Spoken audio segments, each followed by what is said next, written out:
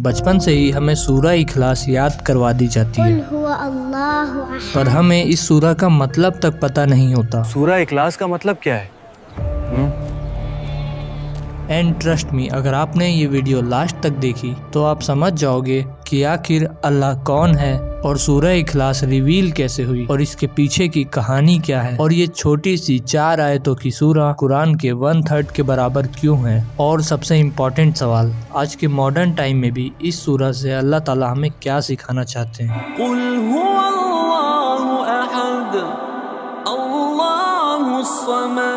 अब ये कहानी की स्टार्टिंग होती है मक्का के उस टाइम से जब लोगों के दिल अंधेरों से भरे हुए थे। हर गली हर बाजार में पत्थर के बुत सजाए हुए थे। काबा के आसपास चारों तरफ मूर्तियां ही मूर्तियां थी। हर कबीला अपने खुदा का मालिक था। कोई कह रहा था ये हमारे बारिश का देवता है, कोई कहता है ये हमारे परिवार का रखवाला है।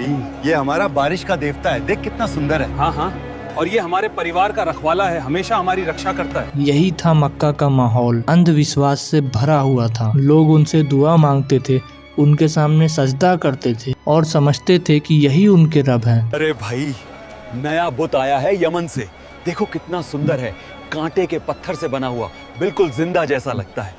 वाह, सच में कमाल है। लाओ, इसके लिए चांदी के गहने और सोने की सजावट भी बना देते हैं, सबसे अलग दिखेगा। ऐसा था मक्का का माहौल जहाँ रिलीजन एक बिजनेस बन चुका था। मूर्तियाँ बनाना, बेचना, इबादत करना, सब एक पैसे कमाने का जरिया था।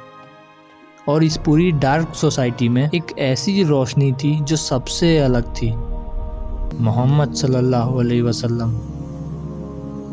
वो सच बोल रहे थे, लोगों को मूर्तियों से नहीं बल्कि अल्लाह से मिलवा रहे थे। उनका जो पैगाम था वो बहुत ही सिंपल था, एक अल्लाह के सिवा कोई इबादत के लायक नहीं है। लेकिन कुरैश के लोग हैरान रह गए कि आखिर एक अल्लाह का मतलब क्या होता है। आखिर ये कैसा खुदा है जिसे देखा नहीं जा सकता, जिसका कोई रंग नहीं, कोई शक्ल नहीं। आखिर ये कैसा खुदा है जिसे देखा भी नहीं जा सकता। उसका अल्लाह तो कोई दिखाई भी नहीं देता। ऐसे खुदा का क्या फायदा जो ना दिखे ना सुनाई देड़े। अरे मोहम्मद कहता है एक अल्लाह है, तो क्या हमारे लात, उज्जा, हुबल सब झूठे हैं? उनका जो दिमाग था ना सिर्फ दुनिया के गॉड तक लिमिटेड था। वो समझते थे कि अगर कुछ दिखाई नहीं देता है तो वो हकीकत नहीं है। लेकिन नबी सल्लल्लाहु अलैहि वसल्लम एक ऐसे रब की दावत दे रहे थे जो ना आंखों से देखा जा सकता है, ना किसी सूरत में समझा जा सकता है। एक ऐसा रब जो सब कुछ देखता है लेकिन खुद किसी का मोहताज नहीं। मक्का के लोग हैरान थे, ये कैसा खुदा है जो इंसानों जैसा नहीं है, ना पुतला ना कोई तस्वीर, बस ला इलाहा इल्लल्लाह। कैसा खुदा है जो इंसानों जैसा नहीं, ना सोना ना चांदी ना कोई पुतला ना तस्वीर, बस ला इलाहा इल्लल्लाह। उनके लिए ये बात उनकी समझ से बाहर थी। वो मजाक उड़ाते हुए सवाल पूछ रहे थे, अरे मोहम्मद, हमें बताओ तुम्हारा रब कैसा है? वो किस चीज का बना है, सोना, चांदी या मोतियों का? उन्हें लगता था कि रब भी उनकी मूर्तियों जैसा ही होगा, जिसे हाथों से छू सकते हैं और जरूरत पड़ने पर दुआ मांग सकते हैं। लेकिन नबी सल्लल्लाहु अलैहि वसल्लम मुस्कुराए, उनका चेहरा सुकून से भरा हुआ था। उन्होंने कोई जवाब नहीं दिया क्योंकि अब जवाब आसमान से आने वाला था। और तब सूरह इखलास नाजिल हुई। बिस्मिल्लाहिर्रहमानिर्रहीम, कुल हुवल्लाहु अहद, अल्लाहुस समद, लम यलिद वलम यूलद वलम यकुल लहू कुफुवन अहद। सुब्हान अल्लाह, ये तो रब का तारुफ है अपने अल्फाज में। अल्लाहु अकबर। और यही वो वक्त था जब दुनिया ने पहली बार सुना खुदा का अपना तारुफ उसके खुद के लफ्ज़ों में। सोचो, वो लोग जो सोच भी नहीं सकते थे कि एक रब बिना तस्वीर के हो सकता है, उनके लिए ना ये सूरह एक टर्निंग पॉइंट था। ये सिर्फ कुरान का पैगाम नहीं था, ये उनके सोचने का तरीका बदल देने वाला रिविलेशन था। और अब ये कहानी सिर्फ मक्का की नहीं रही, ये कहानी बन गई है हर उस इंसान की जो रब को समझना चाहता है, हर उस दिल की जो पूछता है कि आखिर कौन है अल्लाह। और इसका जवाब कुरान की इस सूरह में है। آئیے اب اس سورہ کو آسان طریقے سے سمجھتے ہیں۔ قل هو اللہ احد، یعنی کہہ دو کہ اللہ صرف ایک ہے، نہ اس کا کوئی پارٹنر ہے، نہ کوئی ایکول، نہ کوئی اس کے جیسا، نہ کوئی اس کے برابر ہے۔ اب سوچو ذرا، مکہ والوں کے لیے یہ بات سمجھنا کتنا مشکل تھا۔ وہ تو ہمیشہ سے الگ الگ خداؤں کو مانتے تھے، بارش کے لیے الگ گاڈ، پیسے کے لیے الگ گاڈ، اور ہیلتھ کے لیے بھی الگ گاڈ۔ ان کے لیے تو ہر ضرورت کے لیے ایک الگ گاڈ ہوتا تھا، اور اب محمد صلی اللہ علیہ وسلم ان سے کہہ رہے تھے کہ ایک ہی اللہ ہے جو سب کچھ سنبھالتا ہے، کوئی دوسرا نہیں، کوئی ساتھی نہیں۔ یہ میسج ان کے پورے سسٹم کے خلاف تھا، اسی لیے یہ صرف ایک لائن نہیں تھی، یہ ان کے سوچنے کا طریقہ بدل دینے والی بات تھی۔ اللہ الصمد، مطلب وہ ایٹرنل ہے، ایبسولوٹ ہے، یعنی اللہ ہی ہے وہ جس کے اوپر سب کچھ ڈیپینڈ کرتا ہے، لیکن وہ خود کسی پر ڈیپینڈ نہیں کرتا۔ وہ سب کچھ دیتا ہے لیکن کبھی مانگتا نہیں، وہ سب کو سنبھالتا ہے لیکن اسے کوئی سنبھالنے والا نہیں ہے۔ اب سمپل ورڈز میں سمجھو، ہم جیسے ایک دوسرے پر ڈیپینڈ کرتے ہیں نا، جیسے انسان، ہوا، پانی، کھانا، ٹائم، ایموشن، سب ایک دوسرے پر ڈیپینڈ کرتے ہیں، چاہے وہ سب سے پاورفل انسان ہی کیوں نہ ہو، اس کی زندگی کسی نہ کسی چیز پر بیسڈ ہی ہوتی ہے۔ لیکن اللہ سبحانہ و تعالیٰ وہ سب سے الگ ہے، نہ اسے کسی چیز کی ضرورت ہے، نہ وہ کسی کا محتاج ہے، اسی لیے اسے الصمد کہا گیا ہے۔ وہ بالکل بے نیاز ہے، سب کچھ اسی سے چل رہا ہے لیکن وہ خود کسی سے نہیں چل رہا۔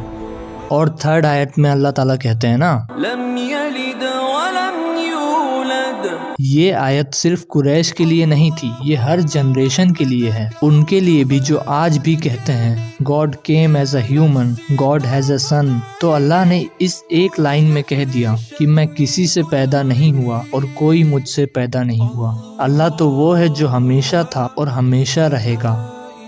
یہ آیتیں انسان کی سوچ بدل گئی، سب کو سمجھ میں آ گیا کہ رب کوئی انسان نہیں ہے، اس کا کوئی خاندان نہیں، وہ صرف رب ہے، بے حد، بے مثال اور بالکل سب سے الگ۔ اب جو یہ لاسٹ آیت کہتی ہے نا، ولم یکن لہ کفوا احد، There is no one equal to him، کوئی اس کے برابر نہیں، کوئی اس کا مقابلہ نہیں، کوئی اس کی مثال نہیں۔ اب یہ سورہ ہر اس انسان سے کہتی ہے تمہارا رب ان سب سے الگ ہے جن کے پیچھے تم بھاگتے ہو، اس رب کے جیسا پورے جہان میں کوئی بھی نہیں۔ اب ذرا سوچ کے دیکھو، ایک سورہ جس میں صرف 4 آیتیں ہیں، انہی 4 آیتوں میں ہے قرآن کا مین میسج، کیونکہ نبی صلی اللہ علیہ وسلم نے فرمایا سورہ اخلاص equal to 1/3 آف دا قرآن۔ لیکن اب سوال یہ ہے کہ آخر کیوں یہ قرآن کے 1/3 کے برابر ہے؟ تو وہ اسی لیے نا کیونکہ قرآن کے 3 میجر تھیمز ہیں۔ پہلا توحید یعنی ونس آف گاڈ، اور دوسرا رسالت یعنی پروفیٹ ہوڈ، تیسرا آخرت یعنی آفٹر لائف۔ تو سورہ اخلاص جو ہے نا وہ پورا پہلا تھیم ڈیفائن کرتی ہے، توحید۔ تو اب اس کا مطلب یہ نہیں ہے کہ ہم باقی قرآن کو پڑھے ہی نہ، بلکہ اس کا مطلب یہ ہے کہ ہمیں اس سورہ اخلاص کو پڑھنے پر قرآن کے 1/3 برابر برکتیں ملیں گی۔ اب سورہ اخلاص میں اللہ تعالیٰ اپنا خود تعارف کرا رہے ہیں کہ آخر میں کون ہوں، وہ نہیں جو انسان سمجھ رہا ہو، بلکہ رب خود کہہ رہا ہے میں ہی ہوں جو سب کچھ چلا رہا ہوں۔ اب یہ سورہ نا ان سب بلیف کا انکار کرتی ہے جو اللہ کو اس کی کریشن کے جیسا سمجھتے ہیں، نہ وہ کسی مورتی کے جیسا ہے، نہ وہ کسی شکل میں ہے، وہ صرف احد ہے، بس ایک اور صرف ایک۔ احد کا مطلب ہوتا ہے جو کبھی ڈیوائیڈ نہیں ہوتا، جو نہ 2 ہو سکتا ہے نہ حصوں میں بانٹا جا سکتا ہے۔ اب یہ سورہ ہمیں ایک ریئلٹی یاد دلاتی ہے کہ ہر ٹائم، ہر حالات میں ہم اسی پر ڈیپینڈ کرتے ہیں۔ جب ہم رو رہے ہوتے ہیں تو وہ سن رہا ہوتا ہے، جب ہم غم میں ہوتے ہیں تو وہ پاس ہوتا ہے، اور جب سب چھوڑ دیتے ہیں نا تو صرف وہی ہوتا ہے۔ یہ سورہ ہمیں یاد دلاتی ہے کہ جہاں دنیا میں سب کچھ بدلتا ہے وہاں رب کبھی نہیں بدلتا۔ یعنی کہو کہ اللہ ایک ہے، بس اتنا ہی کہہ دینا ہی ایمان ہے، اور یہی ریئلٹی ہے۔